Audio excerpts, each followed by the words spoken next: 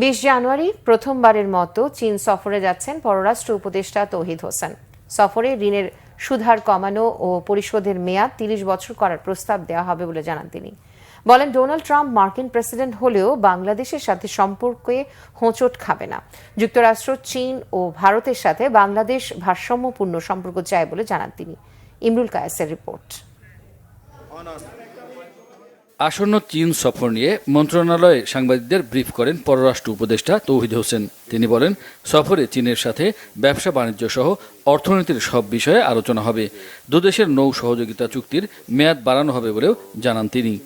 ঋণের শর্তাবলী নিয়ে আমরা কিছু কথাবার্তা বলবো। ঋণের সুদ কমানো বা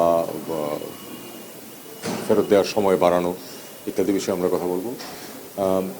আমরা এটাও চাইবো যে আমরা যখন গ্রাজুয়েট করব এলডিসি থেকে, তখন চীন যেন ইউরোপের মতোই যেন আরও 3 বছর আমাদেরকে ভিসা ফ্রি এবং কোটা ফ্রি সুবিধা বহাল রাখে। কোনো কোনো ক্ষেত্রে 15 বছর, কোনো ক্ষেত্রে 20 বছরের পরিশোধ সীমা থাকে।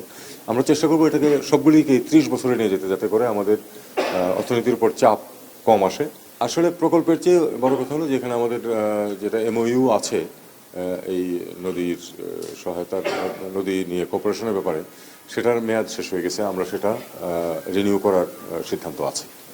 বাংলাদেশ সব দেশের সাথে ভারসাম্যপূর্ণ সম্পর্ক মেনে চলতে চায় বলে জানান পররাষ্ট্র উপদেষ্টা।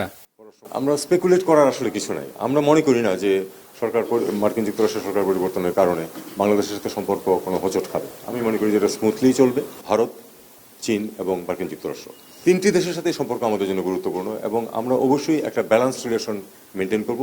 আমরা কাউকেই অসন্তুষ্ট করতে চাই না, কিন্তু আমাদের নিজেদের স্বার্থ রক্ষা করে আমরা তাদের সাথে ভালো সম্পর্ক বজায় রাখব। সীমান্তের 150 গজ বাইরে কাঁটাতারের বেড়া দেওয়ার কথা থাকলেও ভারত কোনো কোনো ক্ষেত্রে ব্যত্যয় ঘটিয়েছে বলে অভিযোগ করেন তিনি। ইমরুল কায়েস, বাংলা ভিশন, ঢাকা।